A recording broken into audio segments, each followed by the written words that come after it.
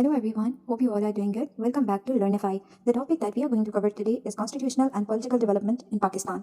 इसमें हम उन सारे चैलेंजेस को डिस्कस करेंगे जो कि पाकिस्तान को कॉन्स्टिट्यूशन बनाने में फेस करने पड़े। इसके अलावा उन रीजंस को डिटेल में हम देखते हैं कि ऐसे कौन से रीजंस थे जिनकी वजह से पाकिस्तान को 9 साल लग गए अपना पहला कॉन्स्टिट्यूशन बनाने में। Without wasting further time let's move to the topic. सबसे पहले हम ये देखते हैं कि वाई कॉन्स्टिट्यूशन इज मैंडेटरी। एक स्टेट है तो उसके लिए कॉन्स्टिट्यूशन इतना ज़रूरी क्यों होता है। कॉन्स्टिट्यूशन है क्या? डेफिनेशन कॉन्स्टिट्यूशन की देखें तो constitution are those basic principle that guide a state and its different organs how they should work. इसमें क्या होता है कि आप ये बताते हैं कि आपकी स्टेट है ना, उस स्टेट का स्ट्रक्चर कैसा होगा। इधर वो फेडरल होगा या यूनिटरी फॉर्म ऑफ गवर्नमेंट है। आप पार्लियामेंट्री सिस्टम इंट्रोड्यूस करवाना चाहते हैं कंट्री में या रेजिडेंशियल। इसके अलावा जितने भी हमारे बेसिक पिलर्स होते हैं गवर्नमेंट के, एग्जेक्टिव, लेजिस्लेचर, जुडिशरी, इनकी क्या पावर्स हैं, एग्जेक्टिव की क्या है, लेजिस्लेचर की क्या है, जुडिशरी की क्या है, जुडिशरी इंडिपेंडेंट है या नहीं है। और इसके साथ साथ हम देखते हैं कि इनके आपस में रिलेशन क्या होते हैं, क्या वहाँ पे सेपरेशन ऑफ पावर है, ये हाईली डिपेंडेंट है एक दूसरे पे। आपकी कंट्री का सोशल स्ट्रक्चर कैसा होगा, फंडामेंटल राइट्स कौन कौन से आप दे रहे हैं, माइनॉरिटीज़ का क्या स्टेटस है आपकी सोसाइटी में, उसके अलावा आपकी नेशनल लैंग्वेज कौन सी होगी। ये सारी की सारी चीज़ें क्लियरली डिफाइंड होती हैं आपके कॉन्स्टिट्यूशन में। अगर कॉन्स्टिट्यूशन नहीं होगा तो आपकी कंट्री में केओस बहुत ज़्यादा फैल जाएगा, क्योंकि कुछ गाइडिंग प्रिंसिपल्स ही नहीं होंगे कि किसकी बेसिस पे आपकी कंट्री काम करेगी, कौन सा फॉर्म ऑफ गवर्नमेंट होगा, क्या आपका सोशल स्ट्रक्चर होगा, आपकी इंस्टीट्यूशंस की क्या पावर्स हैं। तो वो सारी की सारी चीज़ें कहाँ डिफाइन होती हैं, वो कॉन्स्टिट्यूशन में डिफाइन होती हैं। कॉन्स्टिट्यूशन आपकी रिटन भी होता है और अनरिटन भी होता है। रिटन तो वो होता है ना, जैसे पाकिस्तान का है, इंडिया का है, यूएस का है, जहाँ पे आपका एक डॉक्यूमेंट होती है और वो पार्लियामेंट से पास होता है। लेकिन अनरिटन कॉन्स्टिट्यूशन भी दुनिया में है और वो यूके का है। वो असल में बेस कर रहा होता है कन्वेंशन पे, उनके जो कुछ जुडिशियल डिसीजंस होते हैं उन पे बेस कर रहा होता है, लेकिन वो पार्लियामेंट से पास नहीं होता। और फिर अगर उसको कोई अमेंड करना चाहता है तो वो अमेंडमेंट उसकी नहीं हो सकती, क्योंकि वो रिटन डॉक्यूमेंट तो है नहीं। लेकिन जहाँ पे रिटन होते हैं कॉन्स्टिट्यूशन, उनको आप इजीली अमेंड कर सकते हैं। पाकिस्तान जब बना था 1947 में, तो उससे 3 दिन पहले 10 अगस्त 1947 को एक कॉन्स्टिट्यूएंट असेंबली बनाई थी और उसका काम यही था कि पाकिस्तान के लिए फ्यूचर कॉन्स्टिट्यूशन फ्रेम करना। लेकिन इंटरिम कॉन्स्टिट्यूशन के तौर पे विद सम नेसेसरी मॉडिफिकेशन हमने गवर्नमेंट ऑफ इंडिया एक्ट 1935 को अडॉप्ट किया था along with Indian independence act 1947। Basically जब पाकिस्तान बना तो पाकिस्तान के सामने बहुत सीरियस चैलेंजेस थे और उन चैलेंजेस को इमीडिएटली तौर पे रिजॉल्व करना था। फॉर इंस्टेंस, जब पाकिस्तान बना था तो कोई एडमिनिस्ट्रेटिव सेटअप नहीं है। किसी भी कंट्री को रन करने के लिए एडमिनिस्ट्रेटिव सेटअप चाहिए होता है, और जिस कंडीशन में पाकिस्तान बना था तो पहले आकर एडमिनिस्ट्रेटिव सेटअप बनाना, फिर माइग्रेट करना, ये this was almost next to impossible. इसके अलावा मिलियंस में लोग माइग्रेट करके आए थे और जहाँ पे उनको रिहेबिलिटेट करवाना एक और चैलेंज था। कोई रिसोर्सेज नहीं थे। रेड क्लिफ अवार्ड ने जो जितने इंपॉर्टेंट ज्योग्राफिकल एरियाज थे वो इंडिया को दे दिए थे। जैसे इंडस्ट्रियल जोन उस टाइम कहाँ था, कलकत्ता मद्रास में था। ये सारे के सारे एरियाज कहाँ गए थे, इंडिया को दे दिए गए थे। उसके अलावा फाइनेंशियल एसेट्स थे, मिलिट्री और आर्मी एसेट्स थे, वो सारे के सारे भी इंडिया की साइड पे गए थे। तो जितने भी डिविजन्स थे एसेट्स की, उसने फेवर किया था इंडिया को। हमारे पास कोई रिसोर्सेज नहीं थे। इसके अलावा कुछ एक्सटर्नल इश्यूज भी पाकिस्तान को फेस करने पड़े थे। लाइक पाकिस्तान बनने के 1 साल बाद ही इंडिया ने पाकिस्तान का पानी रोक दिया, कश्मीर में जंग छिड़ गई, अफगानिस्तान के साथ ड्यूरेंट लाइन एग्रीमेंट पे एक क्लैश था। अफगानी कह रहे थे कि हमने जो 1893 में एग्रीमेंट साइन किया था ड्यूरेंट लाइन, उनका ये कहना था कि जो ड्यूरेंट लाइन है हमने ब्रिटिश के साथ ही एग्रीमेंट साइन किया था। अब ब्रिटिश चले गए हैं तो आप खैबर पख्तूनख्वा को या तो इंडिपेंडेंट स्टेटस दे दो या तो उसको अफगानिस्तान के साथ मर्ज कर दो। एक ये इशू भी था। और पाकिस्तान बनने के फौरन बाद ही पाकिस्तान को सिक्योरिटी चैलेंजेस फेस करने पड़े थे। हमने पहले बात किया कि कश्मीर में वॉर स्टार्ट हो गई थी, वाटर क्राइसिस स्टार्ट हो गया था। तो जब एक कंट्री को सर्वाइवल का थ्रेट होता है तो वो सिक्योरिटी की तरफ पहले जाती है, तो हमने अपनी इकोनॉमी को कंप्रोमाइज किया था।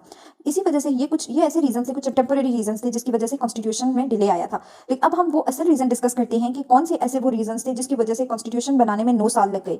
The very first reason is demise of Quaid-e-Azam and leadership crisis. याद रहे कि कायदे-ए-आज़म की डेथ पाकिस्तान बनने के ऑलमोस्ट 1 साल बाद हो गई थी।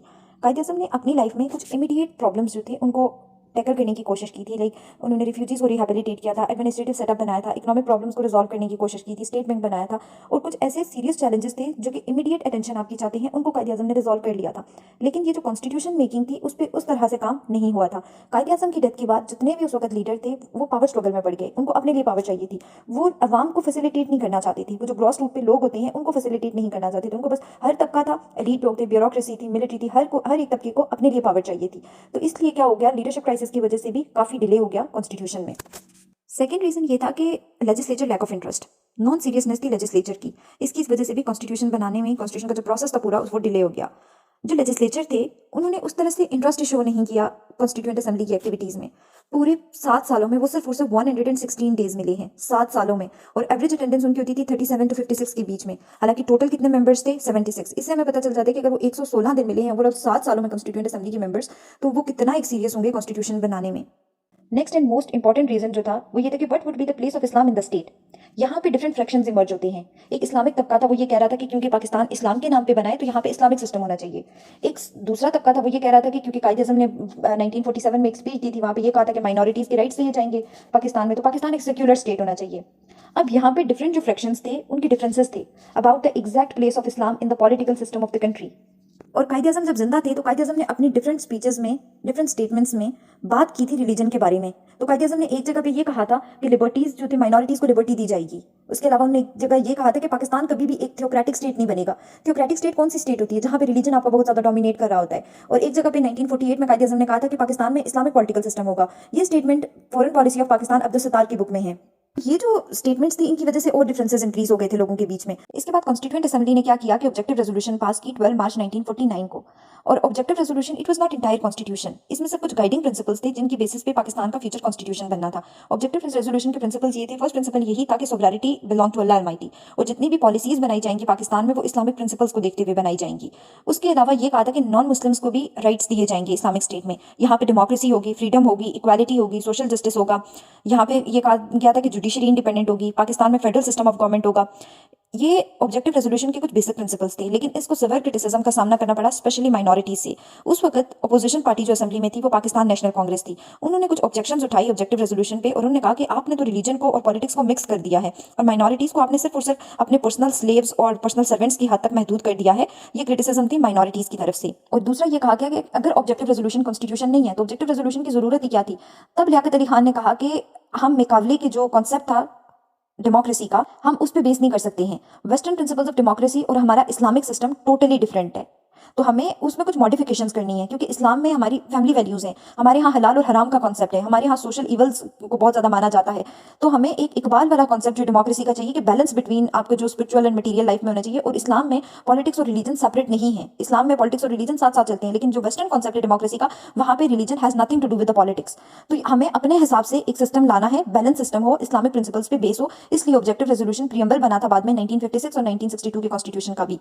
और ज़ियाउल हक ने तो ऑब्जेक्टिव रेजोल्यूशन को फंडामेंटल बता दिया था कॉन्स्टिट्यूशन का, इसकी इतनी इंपॉर्टेंस थी। तो ऑब्जेक्टिव रेजोल्यूशन ने समहाउ जितने भी फ्रैक्शंस थे उनके इश्यूज को रिजॉल्व करने की कोशिश की थी कि माइनॉरिटीज को राइट्स दे दिए। उलमा हजरात कह रहे थे कि इस्लाम स्टेट रिलीजन होना चाहिए, तो वो सोवरेनिटी बिलोंग टू अल्लाह, वो प्रिंसिपल ऐड कर दिया। तो ये एक प्रियम्बल था जिसके जो बाद में कॉन्स्टिट्यूशंस में ऐड किया गया। लेकिन ये इशू था कि रिलीजन क्या होना चाहिए आपकी स्टेट का, इस पे बहुत डिफरेंट फ्रैक्शंस के डिफरेंट व्यूज थे। नेक्स्ट जो चैलेंज था वो था issue of national language. James Wynbrandt अपनी book the brief history of Pakistan में कहते हैं कि पाकिस्तान एक यूनिक कंट्री बना था। दो विंग्स थे, ईस्ट पाकिस्तान और वेस्ट पाकिस्तान। वो 1000 माइल का एक डिस्टेंस था जहाँ पे बीच में इंडिया आ जाता है, और वो लिंक थे सिर्फ और सिर्फ रिलीजन से। अब ये यहाँ पे किस तरह से एडमिनिस्ट्रेटिव सेटअप होगा, किस तरह से सर्वाइव करना है इन दोनों विंग्स ने, कैसे एडमिनिस्ट्रेशन की जाएगी दोनों पे, कौन सा विंग स्ट्रॉन्ग होगा, कौन सा नहीं होगा, ये एक क्वेश्चन मार्क था। इनमें यहाँ पे इन दोनों कंट्रीज के बीच में लैंग्वेज कंट्रोवर्सी बहुत ही ज़्यादा फेमस है, लैंग्वेज मूवमेंट्स भी चली थी। ईस्ट पाकिस्तान वाले कहते थे कि 54% हमारे यहाँ बंगाली बोली जाती है और सिर्फ 6% उर्दू बोली जाती है। और उर्दू बोलते भी कौन से लोग हैं? महाजर लोग बोलते हैं। तो आप कैसे उर्दू को नेशनल लैंग्वेज कह सकते हैं जब सिर्फ 6% बोली जाती है? कायद आज़म जब ईस्ट पाकिस्तान गए थे और वो स्टूडेंट यूनियन से खिताब कर रहे थे, तब कायद आज़म ने कहा बुनियाद पाकिस्तान की रूट सी उर्दू हिंदी कंट्रोवर्सी है जो 1867 को हुई थी, तो only Urdu would be the national language of Pakistan. लेकिन बंगाली सारे क्लेम्स को रिजेक्ट कर रहे थे, कहते नहीं सिर्फ और सिर्फ बंगाली ही नेशनल लैंग्वेज होनी चाहिए क्योंकि वो 54% बोली जाती है। और ईस्ट पाकिस्तान में जितने भी लोग थे वो बंगाली बोलते थे। वेस्ट पाकिस्तान में जितने भी एडमिनिस्ट्रेटिव यूनिट्स है, पंजाब में पंजाबी बोली जाती थी, सिंध में सिंधी बोली जाती थी, और सिर्फ कुछ तबका जो था वो उर्दू बोलता था। तो बंगालियों का यही क्लेम था कि नहीं, फिर बंगाली को आप नेशनल लैंग्वेज बनाओ, आप उर्दू को ना बनाओ। तो हमारे कॉन्स्टिट्यूशन में नेशनल लैंग्वेज क्या होगी, ये भी एक इशू था। इसकी वजह से एक और चीज़ इमर्ज होगी कि बंगाली फियर ऑफ सप्रेशन। बंगालियों की कोई रिप्रेजेंटेशन एज सच, बहुत ज़्यादा रिप्रेजेंटेशन जुडिशरी, ब्यूरोक्रेसी, मिलिट्री उसमें नहीं थी। उनकी रिप्रेजेंटेशन थी बट बहुत मिनिमल थी, बहुत नॉमिनल थी। बहुत सालों तक तो कोई भी बंगाली अपॉइंट ही नहीं हुआ था as a chief secretary of East Pakistan. बहुत सालों तक उनकी डिमांड्स को हम रिजेक्ट कर रहे थे। अगर वो कह रहे थे ढाका को कैपिटल बनाओ, वेस्ट पाकिस्तान वाले उसको रिजेक्ट कर देते थे। वो कहते लैंग्वेज बंगाली होनी चाहिए, वो रिजेक्ट हो जाता था। तो उस पर उनको भी बहुत सारे इश्यूज थे वेस्ट पाकिस्तान से, मतलब ओवरऑल ईस्ट पाकिस्तान और वेस्ट पाकिस्तान के बीच में भी कंसेंसस नहीं हो रहा था इश्यूज पे। तो ये भी एक रीजन था जिसकी वजह से कॉन्स्टिट्यूशन डिले हुआ था। नेक्स्ट जो चैलेंज था वो भी एक सीरियस चैलेंज था कि controversy between provisional autonomy and strong centre. अब जो ईस्ट पाकिस्तान था वो सिर्फ एक प्रोविंस था, वो चाहते थे प्रोविजनल ऑटोनॉमी हो। प्रोविजनल ऑटोनॉमी होगी तो पावर डिवॉल्व होगी, पावर डिवॉल्व होगी तो ग्रॉस रूट लेवल पे लोग फैसिलिटेट होंगे, जैसे 18th अमेंडमेंट की तो पाकिस्तान में हुआ है कि पावर डिवॉल्व कर दी गई है, प्रोविजनल ऑटोनॉमी दे दी गई है। ईस्ट पाकिस्तान वाले चाहते थे प्रोविजनल ऑटोनॉमी हो और वेस्ट पाकिस्तान वाले चाह रहे थे स्ट्रॉन्ग सेंटर हो। वेस्ट पाकिस्तान में भी डिफरेंट फ्रैक्शन थे, मिलिट्री थी, मिलिट्री स्ट्रॉन्ग सेंटर चाहती थी, ब्यूरोक्रेसी भी स्ट्रॉन्ग सेंटर चाहती थी। ईस्ट पाकिस्तान वाले ये कह रहे थे कि आप प्रोविजनल ऑटोनॉमी दे दो, लेकिन कुछ इंपॉर्टेंट डिपार्टमेंट है जैसे फॉरेन अफेयर्स हो गया, करेंसी हो गया, डिफेंस हो गया, ये जो ये सेंटर के पास ये सब्जेक्ट रहे, और बाकी जितने भी सब्जेक्ट्स हैं, जितने भी डिपार्टमेंट्स हैं, वो आपका प्रोविंस खुद डील करे। यहाँ पे फिर क्योंकि ब्रिटिश जो थे वो एक्सपर्ट थे कॉन्स्टिट्यूशन बनाने में, उनसे हेल्प ली गई। ब्रिटिश ने फिर ये बोला कि उन्होंने एडवाइस किया कि आप 3 लिस्टें बनाओ, फेडरल लिस्ट बनाओ जहाँ जितने भी पावरफुल डिपार्टमेंट्स हैं, जैसे डिफेंस हो गया, करेंसी हो गया, फॉरेन अफेयर्स हो गया, इसमें 66 डिपार्टमेंट्स ब्रिटिश ने सजेस्ट किए कि ये आप फेडरल लिस्ट में डाल दें। कुछ प्रोविजनल लिस्ट बना दी, उसने कहा कि इसमें 48 डिपार्टमेंट होंगे, जैसे एग्रीकल्चर, एजुकेशन, इरीगेशन, हेल्थ करा जाता है, इसको आप प्रोविजनल लिस्ट में डाल दो। और कॉन्करेंट लिस्ट में दोनों प्रोविंसेस और सेंटर मिल के काम करेंगे और गवर्नर जनरल और हेल्थ जो हेड ऑफ द स्टेट है वो इनको कंट्रोल करेंगे। तो समहाउ इस तरह से इस इशू को रिजॉल्व किया गया था। एक और इशू था, सीरियस इशू था कि फॉर्म ऑफ गवर्नमेंट कौन सी होनी चाहिए, पार्लियामेंट्री होनी चाहिए, प्रेसिडेंशियल होनी चाहिए। कायदे आज़म खुद प्रेसिडेंशियल फॉर्म ऑफ गवर्नमेंट के फेवर में थी, लेकिन पाकिस्तान एक यूनिक स्टेटस रखता है, 2 विंग्स हैं, एक ईस्ट पाकिस्तान, एक वेस्ट पाकिस्तान है। पार्लियामेंट्री फॉर्म ऑफ गवर्नमेंट लेके आएंगे तो हेड ऑफ द स्टेट कौन सी विंग से होगा, हेड ऑफ द गवर्नमेंट कौन सी विंग से होगा। प्रेसिडेंशियल फॉर्म ऑफ गवर्नमेंट लेके आएंगे तो एक विंग में इग्नोर हो जाएगा। तो यहाँ पे जो भी डिसीजन लेना था वो दोनों विंग्स को कंसीडर करते हुए लेना था। तो ये भी एक चैलेंज था जिसकी वजह से पाकिस्तान के कॉन्स्टिट्यूशन में डिले हुआ था। नेक्स्ट जो था इशू ऑफ रिप्रेजेंटेशन का ये इशू था कि ईस्ट पाकिस्तान की पॉपुलेशन ज्यादा थी, वेस्ट पाकिस्तान का एरिया ज्यादा था। ईस्ट पाकिस्तान कहते हैं कि 54% पॉपुलेशन हमारी है और जितनी भी डिस्ट्रीब्यूशन होनी चाहिए सीट्स की वो on the basis of proportion या पॉपुलेशन की बेसिस पे होनी चाहिए। वेस्ट पाकिस्तान वाले कहते हैं कि नहीं 46% हमारी है पॉपुलेशन, तो पॉपुलेशन की बेसिस पे नहीं करो, एरिया की बेसिस पे करो। और कहते हैं कि अगर उनकी 54% पॉपुलेशन है, उस 54% में से 25% तो नॉन मुस्लिम है, अगर वो आएंगे पॉलिटिक्स में दोबारा से इंडिया पाकिस्तान का इशू स्टार्ट हो जाएगा, इसलिए आप ज्योग्राफी की बेसिस पे करो। वेस्ट पाकिस्तान के वाले कहते हैं कि जब असेंबली में डिस्ट्रीब्यूशन होती है वो लोगों की होती है, वो आप ज्योग्राफी की नहीं करते हो। यहाँ पे ईस्ट पाकिस्तान प्रोपोर्शन की बेस पे मांग रहा था, वेस्ट पाकिस्तान मांग रहा था ज्योग्राफी की बेस पे, यहाँ पे क्लैशेस थे। फिर यहाँ पे एक बेसिक प्रिंसिपल कमेटी बनाई गई, दिन ऑब्जेक्टिव रेजोल्यूशन पास हुई थी 12 मार्च 1949 को, उसी दिन बेसिक प्रिंसिपल कमेटी बनाई गई। बेसिक प्रिंसिपल कमेटी ने अपना फर्स्ट ड्राफ्ट जो प्रेजेंट किया वो 28 सितंबर 1950 को प्रेजेंट किया। उसमें ये था कि फेडरल फॉर्म ऑफ गवर्नमेंट होगी, पार्लियामेंट्री सिस्टम होगा कि हेड ऑफ द स्टेट एक विंग से होगा, हेड ऑफ गवर्नमेंट दूसरी विंग से होगा, सेंटर में बाइकैमरल लेजिस्लेचर होगा, अपर हाउस है और लोअर हाउस है, 2 हाउसेस होंगे, और प्रोविंसेस में क्या होगा, यूनिकैमरल है कि एक ही हाउस होगा। और ये कहा गया कि जो लोअर हाउस है वहां पे प्रोपोर्शन वाइज रिप्रेजेंटेशन होगी पॉपुलेशन की बेसिस पे, और अपर हाउस में क्या इक्वालिटी है, अगर 50 सीट्स ईस्ट पाकिस्तान की है तो 50 ही वेस्ट पाकिस्तान की हैं। उसके अलावा ये था कि अगर कहीं पे भी कोई भी क्लैश आ जाता है दोनों हाउसेस के बीच में तो वहां पे एक ज्वाइंट सेशन होगा, ज्वाइंट सेशन में वो क्लैश रिजॉल्व किया जाएगा। और यही ज्वाइंट सेशन क्या होगा, हेड ऑफ द स्टेट को इलेक्ट करेगा, और कितने साल के लिए, 5 साल के लिए। फिर ये कहा गया कि head of the state non Muslim भी हो सकता है, और जितने भी हाई ऑफिशियल्स है like head of the state हो गया, पार्लियामेंट्री मेंबर्स हो जाते हैं, तो वो अकाउंटेबल नहीं है किसी के सामने, और नेशनल लैंग्वेज उर्दू को करार दिया गया। अब जब ये बेसिक प्रिंसिपल कमेटी ने जब ये रिपोर्ट प्रेजेंट की तो इसको रिजेक्ट कर दिया गया। अब सबसे पहले तो उलमा ने रिजेक्ट किया, उन्होंने कहा कि यहाँ पे तो आप ऑब्जेक्टिव रेजोल्यूशन को ही रिजेक्ट कर रहे हैं कि आपने नॉन मुस्लिम को, सबसे पहली बात है कैसे एक मुस्लिम स्टेट का हेड ऑफ द स्टेट कह दिया है उसको, नॉन मुस्लिम कभी भी मुस्लिम स्टेट का हेड ऑफ द स्टेट नहीं हो सकता है, पहली बात। दूसरा उन्होंने कहा कि इस्लाम में अगर हम इस्लामिक हिस्ट्री को देखते हैं तो इवन हजरत उमर फारूक, हजरत अबू बकर सदीक, वो भी अकाउंटेबल थे, वो लोगों के सामने खुद पेश होती थी, हजरत अली, ये एग्जांपल्स बड़ी पड़ी हैं। तो इवन इस्लाम में तो खलीफा भी अकाउंटेबल रहा है, तो आपने किस तरह से कंट्री में हेड ऑफ द स्टेट और जितने भी पार्लियामेंट्री मेंबर्स हैं कहा कि वो किसी के सामने अकाउंटेबल नहीं है, ये चीज हो गई। उसके बाद जो ईस्ट पाकिस्तान वाले थे वो कह रहे हैं कि आपने अपर हाउस में तो इक्वल रिप्रेजेंटेशन दे दी है, लेकिन आप लोअर हाउस में या फिर दोनों में आप पॉपुलेशन वाइज दें, आप प्रोपोर्शन वाइज रिप्रेजेंटेशन करें। आपने एक में प्रोपोर्शन वाइज कर ली है, एक में इक्वल रिप्रेजेंटेशन की है।